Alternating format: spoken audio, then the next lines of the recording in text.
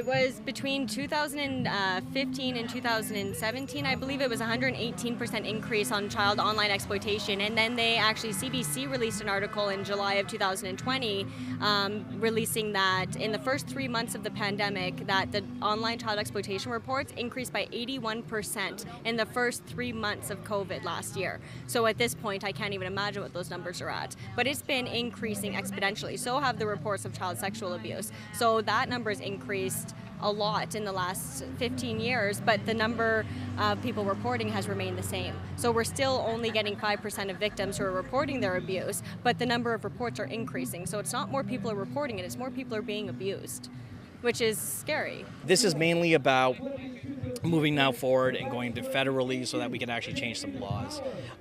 Everything, we've had tons of support. Everything that we've done to this point is just to basically give awareness and get our name out there so that it comes down to these federal petitions. Now that we're going to look at changing the criminal code and moving forward so that not only can we just help kids in our community, but help kids across Canada. So the petition that we have today is regarding bail release requirements and conditions for persons who are released on bail who are accused of sexual offences against children. We want mandatory distances of entry from playgrounds and schools because we have nothing currently in Canada. We want mandatory monitoring, and we also want a graduated system for repeat offenders so the monitoring increases and those distances increase. A lot of people assume that we already have this, but we don't. Sheila Gunn Reid for Rebel News, and today I'm at the Kinsman Park here in Edmonton's River Valley, and I'm with my friends Cheri and Mike from People vs. Predators. And if you think that children have a right to be safe and be free, then you need to know more about the work that Cheri and Mike are doing. I first met you guys probably a year ago? About a year. Close to that. Yeah, I think so. And we've done a few stories on the work that you're doing, but why don't, Cheri, you can really rattle off the work that you're doing with People vs. Predators. Why don't you explain to people a little bit of sort of why People vs. Predators started and some of your earlier successes, I guess. Yeah, so we started close to a year ago, and the idea was we wanted to advocate and lobby for victims of child sexual abuse. We noticed there was a huge void when it came to their rights and their support. So we not only support them, but we're also fighting for their rights. So in the last year, we've been doing community petitions to have offenders removed from the same communities as their victims. Now we're getting contacted by people and victims in other provinces wanting the same thing for them. So we've started putting together the federal petitions. We're doing those. We've been doing awareness events across Alberta in playgrounds. So we provide information packages to parents. We do child self-defense classes for children. We sell safety items for kids as well. We're also doing farmers markets this summer. So we're traveling across Alberta, giving out information packages and pamphlets to as many people as we can. So in the last year, we've given out about 5,000 information packages in Alberta. That's actually just since November. So we've been able to give a lot of information to a lot of families, which we hope is going to help protect a lot of children. And now we're trying to get as much of this information across Canada as possible. So we're going bigger with our federal petitions now. And when I first met you guys, you were working on community petitions that you were presenting then to Crown prosecutors to have bail for offenders, child sex offenders, revoked. Mike, can you tell us how some of that early work started? Well, the other work just started with basically us standing outside of people's houses, for lack of better words. It started off as protests and stuff like that, but we realized that if we really wanted to get traction and actually be able to make changes, we had to go forward through the crowns, through the court system, to actually make a difference. This is mainly about moving now forward and going to federally so that we can actually change some laws. Everything, we've had tons of support. Everything that we've done to this point is just to basically give awareness and get our name out there so that it comes down to these federal petitions. Now that we're going to look at changing the criminal code and moving forward so that not only can we just help kids in our community, but help kids across Canada. Now, Cheri, in some of that early work, you were able to have people's bail revoked. Yeah, so we actually submitted 4 petitions to have bail revoked or denied. 3 of those worked. So 3 of those, either the conditions were changed entirely or the bail was revoked or denied entirely, so they were remanded, which was very, very fortunate. The people in those communities were extremely happy to see that be successful and to see that the courts were actually taking their concerns into consideration. Now, I think for a lot of people, just the regular public, we don't realize that we're sort of left out of the equation too when it comes to sex offenders being released into the community or suspected sex offenders being released on bail. We really don't know who these people are, where they are oftentimes, or that they are being released into the communities in which they offended. Yeah, and I mean, a lot of these parents throughout these communities have no idea of the monster living next door, and it's hard. And a lot of people are blissful in their ignorance and just go about their merry life without knowing about any hazards in the potential area. So it comes down to basically we're going to go out there, canvass the neighborhood, hand out notices, and let you know about the bad people in your neighborhood. There's very few of us, though. We're expanding, we're broadening out, reaching out, but we can always, use more members and more support to try to continue the work that we're doing. Yeah, and that's the thing. Almost all of your work has to be done in person by hand, right? Yeah, so all of our petitions are paper petitions. We can't submit e-petitions to the courts, and we also can't submit e-petitions to legislation. So all of our federal petitions are paper petitions. All of our community petitions are paper petitions. So we've put out over 4,000 notices in people's mailboxes in the last year, letting them know that there's an offender in their community, and that we have these information packages so they can help better protect their children. Awareness is the biggest thing, and then providing the information so they can do something about it is next. And then with the petitions is getting people aware of them, right? So like I said, the community ones aren't so bad because we can go out, put 300-400 notices in people's mailboxes, get them to come out to us, sign these petitions, and we submit those to the courts. The federal ones is a little bit harder. I can't go around to everybody's mailbox in Canada, so trying to get the word out there is a little bit more difficult, and it's a little bit it's a lot more work, but it's going to be worth it because the results should be really good. If we can actually get people to step up, voice their concerns, we can provide this to the government. They should look at this and take it seriously. And you guys both have full-time jobs.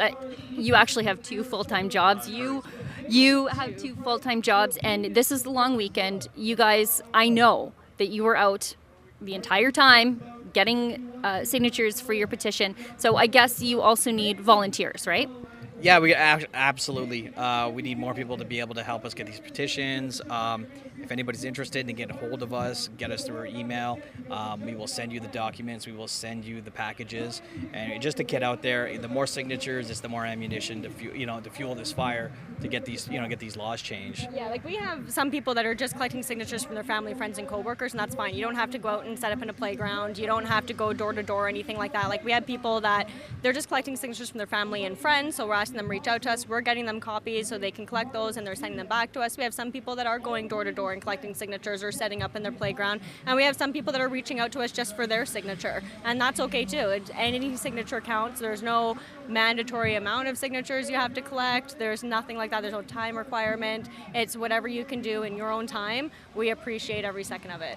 So the first petition, sort of when you guys came on my radar, you were petitioning the local communities to give them a say in the bail system. But this new petition is a federal petition. Cheri, I heard you rattle this off to somebody who came to sign, so I'm going to ask you again. What do you hope to accomplish with this federal petition? So this first federal petition, and we have many more coming after this, but this first one is specific to bail requirements and conditions for persons who are released on bail for sexual offenses against children. So currently in Canada, there's no mandatory distance that an offender has to be from a playground or a school in Canada. Sorry to interrupt, but that's shocking to me. I didn't know that, and I feel like I'm pretty in tune with this sort of stuff. Most people aren't aware. Most people assume that we already have this in place, and so once they realize that we don't, they're more than willing to sign these petitions, and so just making sure people are aware of how our current system works is important. There's also no mandatory monitoring in place for these offenders, so we're asking for mandatory monitoring, and we're also asking for a graduated system for repeat offenders, so something similar to what we already have for drinking and driving offenses. So if you're a repeat offender and you have multiple offenses and prior convictions, then we're asking for mandatory increased distances from playgrounds and schools and victims, and we're asking for increased monitoring for those offenders as well. So just having something that's mandatory set in place, it's no longer up to the judge's discretion. We have a lot of offenders in Edmonton that we find are living directly next to and across from playgrounds and schools, and nobody in the community is aware because these people are released into undisclosed communities, right? So at least by us warning the community and providing that information, they can take the necessary steps to better protect their children. But most of these communities aren't aware and they don't take those steps. So the further we can keep these people from places where children are known to gather, especially alone, the better I think we can protect children within their own communities, because that's somewhere where most people assume they should be safe and they want to be able to be safe. So we're trying to do that and bring that back. And we also want to try and restore some faith in the judicial system, right? And how much faith can you have in a system that allows an offender to live across from your child's playground in school? So that needs to change. Now, Mike, you and I were talking sort of off camera. It's never been easier to get bail in Canada if you're willing to lie to a judge, because the coronavirus is the big excuse to have people released from facilities. And I don't think people are truly aware that there are pastors spending more time in jail for having church than child sex offenders. Yeah, it's infuriating. Like, I mean, right now, with everything that's happening around in the world right now, it is these guys, 30 days, they're up for bail. Yeah. And I mean, it's very difficult for them to say no with everything that's happening. And I agree. There's been guys that we've gone after, that we've tried to deny bail and stuff like that have literally spent less time in prison than some of these pastors. And it's shocking and it's disturbing. And I mean, what kind of world do we live in where you'll lock up a man of the cloth for preaching, but you won't lock up someone that's going to prey on the most innocent of us. Well, the frustrating thing about that is that there's only 3 reasons why you can deny bail in Canada. So one is your primary, which is a flight risk. Your second one is secondary, which is the chances of them reoffending.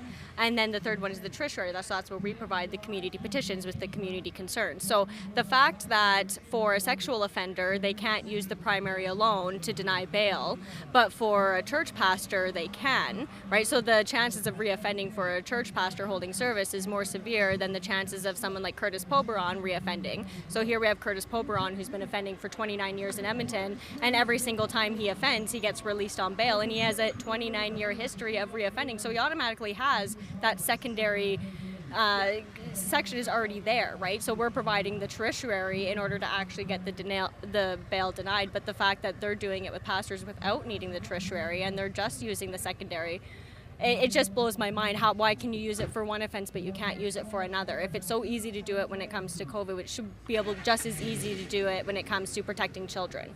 And I mean, here we are knocking on doors trying to get signatures so that the community is concerned about this, to be able, to keep these guys locked up when, it's different for different people. It's such a shame. Well, and correct me if I'm wrong with Curtis Poberon, he was reoffending while on bail. Yeah, so most of his offenses are breaches. So almost every single time he got bail, he breached those conditions. So he has a huge history of not only offending, but he has a huge history of breaching his conditions while on bail or even probation. So a huge disregard for the law, and it's evident. So the fact that he continues to get bail blows my mind. And then to see people with these other offenses not getting bail, again, it blows my mind. The comparison, it doesn't make sense. It's not justifiable. Now, tell me about some of the other things that you do. You sort of touched on it earlier. Besides the petitions, besides the federal petition, you do community awareness. Victim advocacy. So we right now it's a lot of helping victims. They'll come forward, they'll email us, and they're in positions where they don't know what to do. They feel that the system's failed them. They ask for help. We'll try to give them any kind of support we can. But I mean, there's not very many of us, and yeah, the problem is that victims, when they report their incidences and they deal with the police and the police press charges, they're pretty much dropped after that, right? So they don't really know where to go to get information after. They don't know who to talk to. They're not quite sure how the court process works. The information they are given, they don't quite understand because it's all given to them in legal jargon. So a lot of times we're contacted or we're asked to confirm the next court date, or they're telling us this is what they told us the next court date is. What does this mean? Or what should we expect going forward? Or who can we talk to about this? Or heard this, does this sound right? So we're constantly going back and forth between the Crown and the court clerks and lawyers and trying to confirm information for victims, trying to get clarification for them so they have better information. We're trying to provide them with other resources and get them in touch with other organizations as well. So we do a lot of that in the background that obviously isn't posted publicly. We don't talk about that a lot. And that background work, so we're posting those updates online and so on and so forth so people are aware. That does cost us money because we have to pay for all of those through the court. The court does not give us that information for free. We have to pay for those document searches. We have to pay per page that they print us, so on and so forth. So those add up. And then, we go into the communities. We do these awareness events. We invite the parents out. We do parent information sessions. We give out the free handouts. So those, like I said, we've given out about 5,000 of those this year that we print. So, that obviously is another cost that adds up. And then we do the child self-defense classes where we're just teaching children to use their voices and speak out and how to identify a bad problem or a potentially bad problem, how to just be more aware of their surroundings, just stuff like that. So it's just common sense stuff. And then we really try and push parents to better educate themselves so that way they can in turn better educate their children. At the end of the day, we leave that up to the parents to decide what they want to teach their children. We're just giving them a bunch of resources and information to start making those steps. Now, maybe this is a personal question, but Mike, you already served your country. You did a tour of duty in Afghanistan, but this has to be emotionally hard to hear these stories.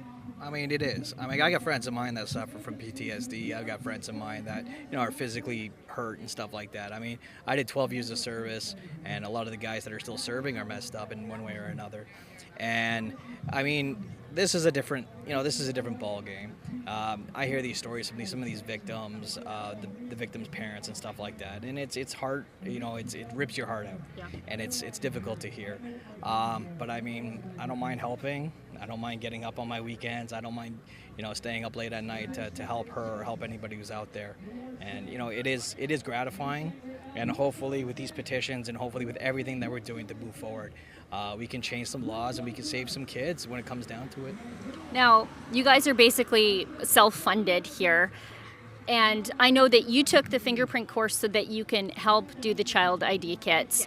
And you kind of need some funds to help with pamphleting, to help with, like you said, it costs money to pull court documents. We know that. We do it all the time at Rebel News. They charge you per piece of paper that they print. And one of the things that might help with the child ID kits, if you're doing DNA, is if you could get a toothbrush. So if there are some dentists out there watching, reach out to me, Sheila@rebelnews.com, and I can connect you with these two if you'd like to sponsor the toothbrushes for their child ID kits. But you need a lot of other help too. So tell people how they can support you. So we do have the child ID kits. We're starting to distribute those. The first set of 250 kits is starting August 21st. So we have a barbershop on the north side of Edmonton, Barbershop Boys, who's graciously opening up their store to us so we can come inside and distribute those. So anybody who's interested in coming down, we have an event on Facebook. Get in touch with us. We need supplies to distribute those kits, and we need donations to help cover the cost for the kits for people who can't afford them. So anybody who's interested in that, you can send us an email or send us a Facebook message. We can provide you with a list of any supplies that we need. If you want to provide actual supplies as opposed to money, that's fine too. We're willing to accept anything. Our email address is officialpeopleversuspredators@gmail.com. We have a website, www.peopleversuspredators.ca. If you go on there, all of our contact information is on there. You can come to any of our events. We'll give you any information you guys need, but definitely reach out, ask any questions you have. We're happy to provide any information. And swag. Yes. Definitely some swag for sale. Come down to our events. I mean, if you guys could just come down to events, sign the petition, ask some questions, take some handouts, and go and instruct your kids, because there are bad people out there, and knowledge is power. Yeah, we got new t-shirts and new hoodies in, so we'll be posting those on Facebook here soon as well. We haven't posted pictures of them yet, but we do have them available. We have the safety items that we sell for kids, so panic alarms, webcam covers, a couple other little things, some pens and some ribbons and stuff like that. So yeah, definitely get in touch with us, guys. We have stuff if you want to support and show people that you support. There was actually an article I read where they actually stated that by parents making it obvious to other people that they're associated with that they are educated and their child is educated about sexual abuse, it actually helps deter offenders, because most offenders, over 80% of offenders, are known to the child, so they're known to the parents. So by making people in your circle aware that you are aware and your child is aware, it actually makes your child less vulnerable, because offenders or predators will now avoid your child because the chances of them being caught increases. So even just by having a PVP t-shirt and walking around your community, chances are you're protecting your child right there, because if there is somebody in your community who's been looking at your child, they probably will stop. Well, and I think the work that you guys are doing is more valuable than ever because, as we know, during the pandemic, there's been a spike in child sex abuse, sex trafficking. And so I worry that in the coming months, you guys are really going to have your work cut out for you. A lot of it is online too. Right now with all the kids being at home, a lot more screen Right. time, parents are more distanced, trying to do a million things at once.